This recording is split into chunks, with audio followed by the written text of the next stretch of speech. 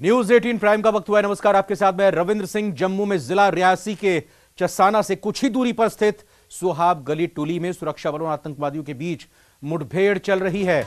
वहीं सेना की घेराबंदी में 3 से 4 आतंकवादियों के फंसे होने की सूचना मिली है, जबकि इस मुठभेड़ में 2 आतंकी ढेर भी हो गए हैं और एक सैन्य कर्मी भी इस दौरान घायल हो गए हैं। आतंकी एक ही मकान में छिपे हुए बताए जा रहे हैं। अधिकारियों ने कहा है कि सुरक्षा बलों ने संदिग्ध गतिविधि की सूचना के बाद सोमवार को जम्मू कश्मीर के रियासी जिले के दूर दराज इलाके में तलाशी अभियान शुरू किया। सेना और पुलिस और सीआरपीएफ ने दोपहर में चसाना में संयुक्त तलाशी अभियान शुरू किया। सुरक्षा बल बड़े क्षेत्र पर कड़ी घेराबंदी करने के बाद आगे बढ़े। अधिकारियों ने बताया कि ऑपरेशन अभी भी जारी है।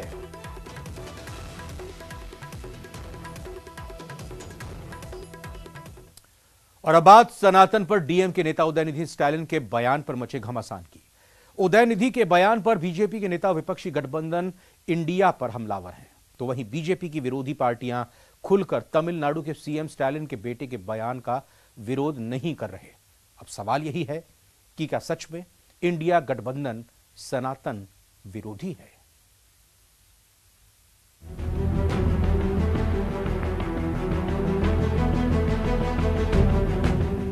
तमिलनाडु के मुख्यमंत्री एमके स्टालिन के बेटे और तमिलनाडु सरकार के मंत्री उदयनिधि स्टालिन के सनातन पर दिए बयान को लेकर सियासी बवाल मचा हुआ है।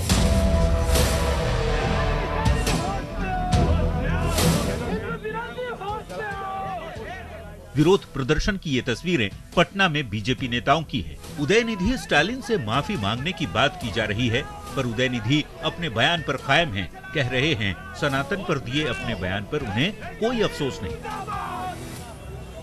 நான் திருப்பவும் சொல்றேன், நான் வந்து சனாதன கோட்பாடுகளை தான் நான் வந்து விமர்சிச்சேன். சனாதன கோட்பாடுகளை தான் நான் ஒழிக்கணும்னு சொன்னேன். அதை நான் பேசிட்டு தான் இருப்பேன். ரொம்ப பைத்தியக்காரத்தனமா ரொம்ப குழந்தைத்தனமா வந்து நான் வந்து ஜெனோசைட்லாம் இன்வைட் பண்ணேன் அப்படின்லாம் சொல்றாங்க. இப்போ நிறைய பேர் இப்போ சில குழுக்கெல்லாம் வந்து சமீபத்தில் வந்து திராவிடத்தை ஒழிக்கணும், கம்யூனிஸ்டை ஒழிக்கணும் அப்படின்னா அப்படின்னா இந்த திமுக காரங்களாம் வந்து கொலை செய்யப்படுறாங்க।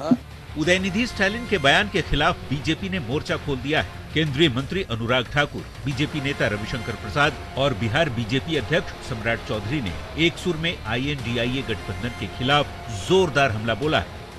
सनातन को कुचलने की हसरत वाले कितने ही खाक हो गए, हिंदुओं को मिटाने के ख्वाब पाले कितने ही राख हो गए।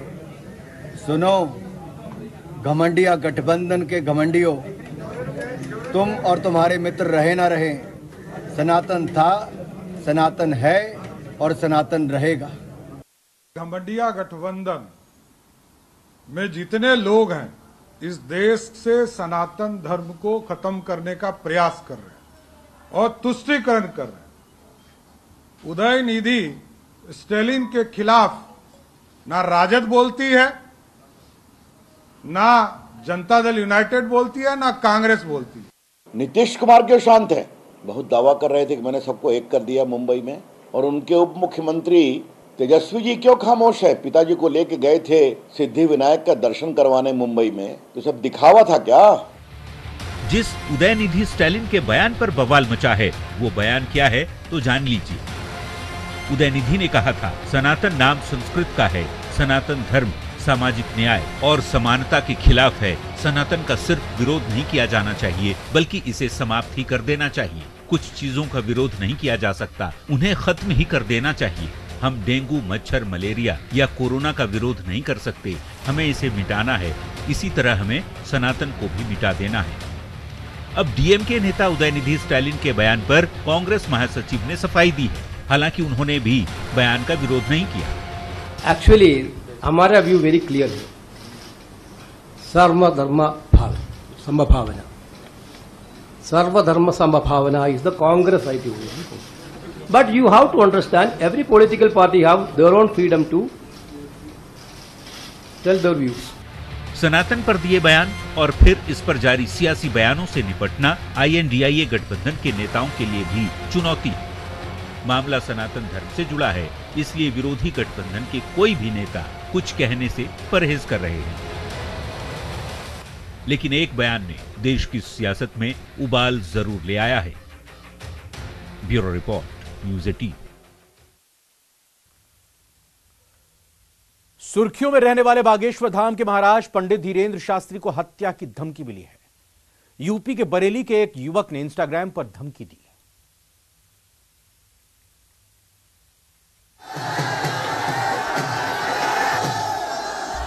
सुर्खियों में रहने वाले बागेश्वर धाम के महाराज पंडित धीरेन्द्र शास्त्री को हत्या की धमकी मिली है। यूपी के बरेली के एक युवक ने इंस्टाग्राम पर धमकी दी। हाफिजगंज थाना क्षेत्र के रेठोरा के रहने वाले अनस अंसारी ने इंस्टाग्राम पर लिखा कि बाबा पर मौत मंडरा रही है। मामले की जानकारी जैसे ही हिंदू संगठनों तक पहुंची, लोगों ने आक्रोश प्रकट किया।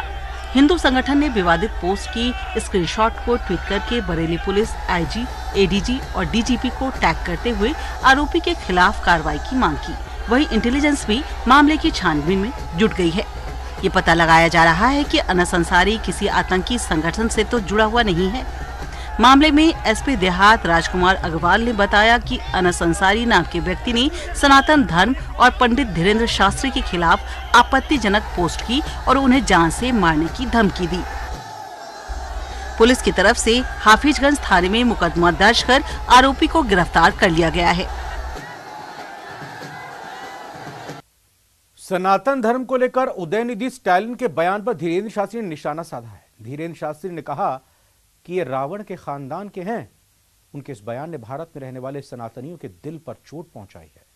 राम के इस देश में जब तक भूमि पर जल और सूर्य रहेंगे, तब तक सनातन रहेगा। रावण के खानदान के लोग हैं। अगर ऐसा भारत में रहने वाले किसी भारतीय ने कहा, ये भारत में रहने वाले समस्त सनातनियों के दिल पर उन्होंने चोट पहुंचाई है। ये राम का देश है। राम के देश में सनातन जब तक इस भूमि पर जल रहेगा, सूर्य रहेगा, तब तक सनातन रहेगा। और ऐसे लोग बहुत आए और चले जाएंगे। वैसे ज्यादा जानवरों को जवाब नहीं देना चाहिए। एक तरफ भारत विकसित देशों में शामिल होने वाला है, दूसरी ओर पड़ोसी मुल्क पाकिस्तान की सड़क पर विरोध के स्वर सुनाई दे रहे हैं। पाकिस्तान के कब्जे वाले गिलगित बाल्टिस्तान क्षेत्र में बड़े पैमाने पर विरोध प्रदर्शन एक बार फिर शुरू हो गया है। यह विरोध प्रदर्शन क्षेत्र में अब तक का सबसे बड़ा विरोध प्रदर्शन है। इस दौरान लोग चलो चलो कारगिल चलो के नारे लगा रहे हैं। लोग अब गिलगित बाल्टिस्तान को भारत में विलय करने की बात तक कह रहे हैं। लेकिन सब चल क्यों रहा है, इस रिपोर्ट में देखते हैं।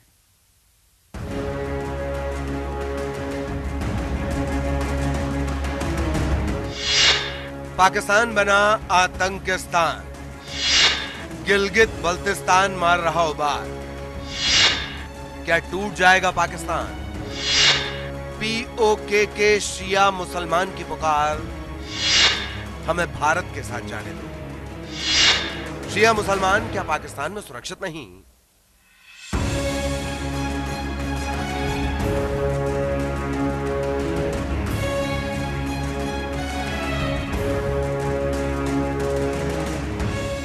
गिलगित बाल्टिस्तान के सड़क अब समंदर बन गए हैं। इस समुंदर में सिर्फ इंसानों के सिर दिखाई देते हैं। इलाका नारों से गूंज रहा है, आर पार जोड़ दो, करगिल रोड खोल दो। लोग विलय की बात कर रहे हैं। अब सवाल ये कि आखिर ऐसा क्या हुआ कि लोग विलय की बात कर रहे हैं? सड़कों पर उमड़ा ये इंसानी हुजूम आखिर क्यों भारत में विलय की बात कर रहा है? आखिर यहां पाकिस्तान विरोधी नारे क्यों गूंज रहे हैं?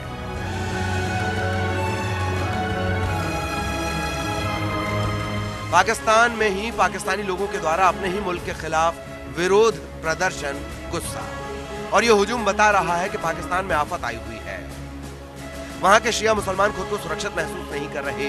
लेकिन आखिर वजह क्या है? तो जान लीजिए आखिर कहां से इस विरोध की जड़ें निकली। अभी हालिया दिनों में पाकिस्तान की संसद में ईश निंदा को लेकर एक बिल पास हुआ था। इस बिल के आने के बाद शिया समुदाय से ताल्लुक रखने वाले मौलवी आगा बाकर अल हुसैनी पर एक धार्मिक सभा में उनकी टिप्पणियों को लेकर मामला दर्ज हुआ। उन्हें हिरासत में लिया गया। इसके बाद सड़कों पर विरोध के सुर सुनाई देने लगे। शिया धर्मगुरु की गिरफ्तारी और सजा के बाद पाकिस्तान के गिलगित में विरोध के सुर बुलंद हो गए। लोग इतने नाराज हैं कि स्थानीय लोगों ने प्रशासन को गृह युद्ध की चेतावनी दी है। उस बिल के तहत शेख बाकर अल हुसैनी पे एक FIR दर्ज होती है और उस FIR के बाद क्या होता है, कहा यह जाता है कि उन्होंने ब्लास्फेमी की है। ठीक है, अब ये सारा कुछ कब हो रहा है आप ये देखिए, ये सारा कुछ हो रहा है जड़ांवाला वाक़े के होने के 10 दिन बाद, जिस पर आईजी पंजाब साहब कह रहे हैं कि बैरूनी ताकतें इन्वॉल्व थी। असल में हमें पता चल गया दोबारा ये मसाइल नहीं होंगे। और अब ये मसला आपके सामने जो पेश करना लगा हूँ, इसकी आप सीरियसनेस को सोच के हैरान हो जाएंगे कि हम किस नहज पे खड़े हुए हैं और वो पूरा खित्ता कितने करीब है मैस वायलेंस के, और हमारा मीडिया इस पर बात ही नहीं कर रहा। माना यह जा रहा है कि मौलाना को गिरफ्तार करने की वजह उनका राजनीतिक रूप से सक्रिय रहना है, इसीलिए उनकी गिरफ्तारी हुई। ये कोई आज की बात नहीं, यहाँ के लोग हमेशा से सताए हुए हैं और भारत में विलय की बात करते हैं। गिलगित बाल्टिस्तान का एक क्षेत्र के रूप में बड़ा दुखद इतिहास रहा है। ये क्षेत्र भारत का हिस्सा है, लेकिन 1947 से ही पाकिस्तान के गैर कानूनी कब्जे में है। उत्तरी क्षेत्र का नामकरण 1947 के बाद पाकिस्तान किया गया था और इस इलाके में गिलगित बाल्टिस्तान क्षेत्र शामिल है। ये इलाका उपेक्षित, अलग-थलग, मताधिकारहीन है और इसकी स्थिति जानबूझकर संदिग्ध और अपरिभाषित रखी गई है। स्थानीय मीडिया इस विरोध प्रदर्शन को छिपा रहा है, तो वहीं पाकिस्तान का प्रशासन इसे दबाने में जुटा है। इस डिस्पैरिटी के साथ अगर एहतजाज आमने सामने आवाम आ चुकी है, जिसमें मैंने फुटेजेस देखी हैं जो आपको नहीं दिखाई जाती हैं ऑब्वियसली, क्योंकि फिर वही बात कि वो लोकल मसला आपका तो नहीं है। हजारों नहीं लाखों लोग सड़कों पर बैठे हुए हैं, एक कदम की दूरी पे हैं मैस वायलेंस के, और तारीख भी यही कहती है कि ये इस खित्ते में पहली बार नहीं हो रहा। तमाम बीमारियों की जो जड़ है पाकिस्तान की, ज़िया-उल हक साहब, उस दौर में ये शुरू हुआ था। नारे क्या लग रहे हैं कि फिर कारगिल खोल दें आप, अगर आपने ये करना है हमारे साथ। गुस्सा भले ही शिया मौलाना की गिरफ्तारी और ईश निंदा के खिलाफ भड़का हो, लेकिन यहाँ उठ रहे विरोध के सुर को कमजोर करना अब पाकिस्तान के बस की बात नहीं है। Bureau report, news 18। मशहूर अभिनेत्री शिल्पा शेट्टी शिरडी साईं मंदिर पहुंची, जहां उन्होंने अपनी आने वाली फिल्म का पोस्टर लॉन्च किया और साईं बाबा पर अपनी श्रद्धा के बारे में भी बताया। देखते हैं रिपोर्ट। दुनिया भर के साईं भक्त खास मौकों पर साईं दरबार में हाजिरी लगाते हैं, साईं बाबा से सफलता का आशीर्वाद मांगते हैं। ये तस्वीरें देखिए, मशहूर एक्ट्रेस शिल्पा शेट्टी साईं बाबा के दरबार में पहुंची। शिल्पा एक बार फिर बड़े पर्दे पर नजर आने वाली है, लेकिन उससे पहले बॉलीवुड की फिटनेस क्वीन शिल्पा शेट्टी साईं मंदिर पहुंची, जहां उन्होंने अपने आने वाली फिल्म सुखी का पोस्टर बाबा के चरणों में रखा। शिल्पा ने कहा कि पोस्टर लॉन्च के लिए साईं मंदिर से बेहतर जगह क्या हो सकती है।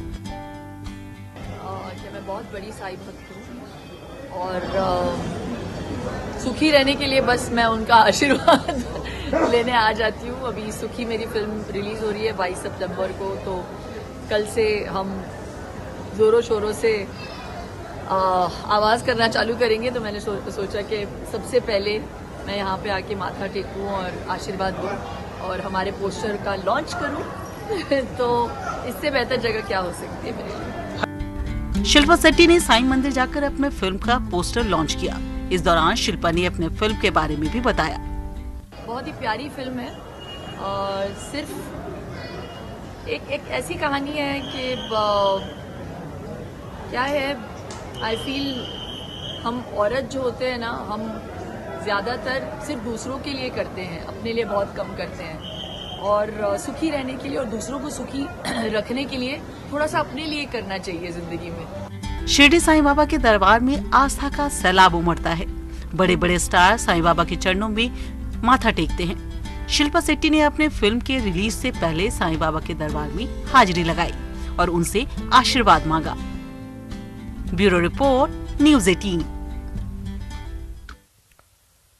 जम्मू कश्मीर से अनुच्छेद 370 हटाए जाने के खिलाफ याचिकाओं पर सुप्रीम कोर्ट सुनवाई कर रहा है। आज इस सुनवाई का 15वां दिन है। भारत के मुख्य न्यायाधीश की अध्यक्षता वाली 5 न्यायाधीशों की संविधान पीठ इस मामले की सुनवाई कर रही है। केंद्र के फैसले के समर्थकों ने आज सुप्रीम कोर्ट में अपना पक्ष रखा। इस बीच आज केंद्र सरकार ने सुप्रीम कोर्ट से नेशनल कॉन्फ्रेंस नेता मोहम्मद अकबर लोन से हलफनामा मांगने का अनुरोध किया, जिससे बाद में सुप्रीम कोर्ट ने मंजूरी भी दे दी। अकबर लोन ने जम्मू कश्मीर विधानसभा में पाकिस्तान के हक में नारा लगाया था और अब अनुच्छेद 370 हटाने के फैसले को चुनौती देने वाले मुख्य याचिकाकर्ता हैं।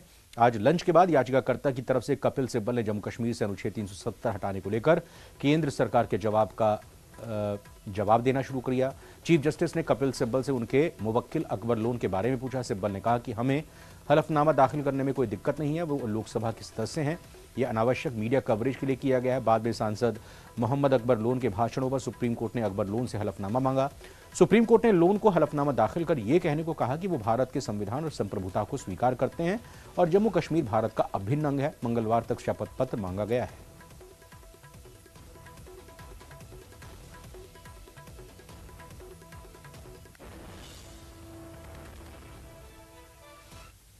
प्रदेश के खेल मंत्री अशोक चांद्रा ने ट्वीट करके कहा है कि हिंडौली नैनवा के बिजली उपभोक्ता एवं किसानों की समस्याओं को लेकर कल दोपहर 12:30 बजे कलेक्ट्रेट का घेराव किया जाएगा। आप सभी सादर आमंत्रित हैं।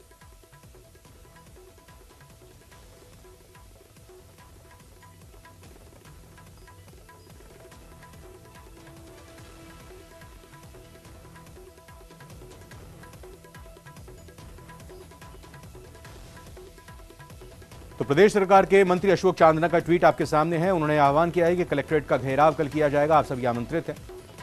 बूंदी से बड़ी खबर ले लेते हैं साथ के साथ। आपको बता दें कलेक्टर कार्यालय पहुंचे हैं इस वक्त मंत्री चांदना। कलेक्टर की मौजूदगी में वार्ता शुरू हो गई है। बैठक में बिजली विभाग के अधिकारी भी मौजूद हैं।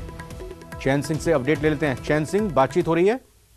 जैसा कि जो खेल राज्य मंत्री अशोक चांदना द्वारा अपनी सरकार के विरुद्ध कल हल्ला बोल प्रदर्शन करने की चेतावनी दी जाने के बाद प्रशासनिक और हलकों में हड़कंप मच गया है, जिसके चलते विद्युत विभाग के अधिकारी कलेक्टर चैम्बर में पहुंच गए हैं। साथ ही में अभी कुछ देर बाद में जयपुर से आ रहे जो तकनीकी जो निर्देशक भी आ रहे हैं, अच्छा। उनसे भी बात होगी और कलेक्टर कार्यालय में जो विद्युत अधिकारियों के साथ खेल राज्य मंत्री अशोक चांदना की वार्ता चल रही है और उनकी सहमति बनाने के प्रयास किए जा रहे हैं। लेकिन मंत्री अशोक चांदना विद्युत अधिकारियों पर नाराजगी जता रहे हैं। उनका कहना है कि मेरे हिंडोली विधानसभा क्षेत्र में लोग जो विद्युत संकट गहरा रहे हैं, लोग परेशान हो रहे हैं, सड़कों पे घूम रहे हैं, आए दिन विरोध प्रदर्शन हो रहे हैं, लेकिन विद्युत विभाग के अधिकारियों की लापरवाही की वजह से लोगों को राहत नहीं मिल पा रही है। कहीं न कहीं इसी की वजह से खेल राज्य मंत्री अशोक चांदना को आज अपने ट्विटर अकाउंट से जो आंदोलन की चेतावनी देने पड़ी। जी धन्यवाद आपका चैन सिंह इस खबर पर जानकारी देने के लिए।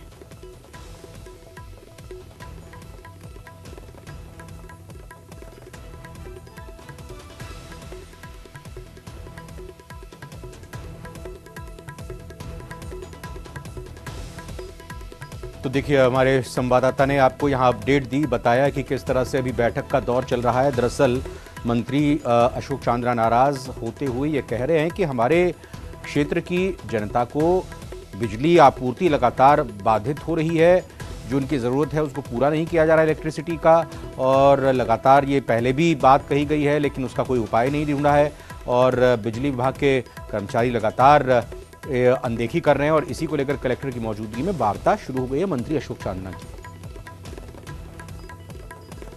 अच्छा, नेता प्रतिपक्ष राजेंद्र राठौड़ ने एक ट्वीट किया और कांग्रेस पर निशाना साधते हुए उन्होंने कहा, यह तो परिवर्तन की शुरुआत है। असंतोष और अंतर्कलह में उलझी कांग्रेस सरकार के मंत्री ही जब कलेक्ट्रेट के घेराव को विवश हो जाएं तो इससे बड़े दुर्भाग्य की बात क्या होगी। अभूतपूर्व बिजली संकट से किसान और आम उपभोक्ता बेहाल हैं। सरकार में, जी हां, आगे लिख रहे हैं वो अपने ट्वीट में कि अभूतपूर्व बिजली संकट से किसान और आम उपभोक्ता बेहाल हैं। सरकार में बिजली उपभोक्ताओं एवं किसानों की समस्याओं को लेकर ना मंत्रियों की सुनवाई हो रही है और ना जनता की। राजेंद्र राठौड़ आगे लिखते हैं कि आम जन के बाद अब कांग्रेस के मंत्री भी अपनी सरकार के विरोध में सड़कों पर उतरने को मजबूर हैं। संविधान के आर्टिकल 164(2) के अनुसार मंत्रिमंडल के किसी एक मंत्री का बयान पूरे मंत्रिमंडल का माना जाता है। सरकार के मंत्री ने जन समस्याओं को लेकर विरोध का जो रास्ता अपनाया है, यह पीड़ा तकरीबन हर मंत्री की है, लेकिन कहने की हिम्मत किसी में नहीं है। कांग्रेस नेताओं में असंतोष का ज्वालामुखी जरूर फूटेगा। फटाफट अंदाज में देखते हैं प्राइम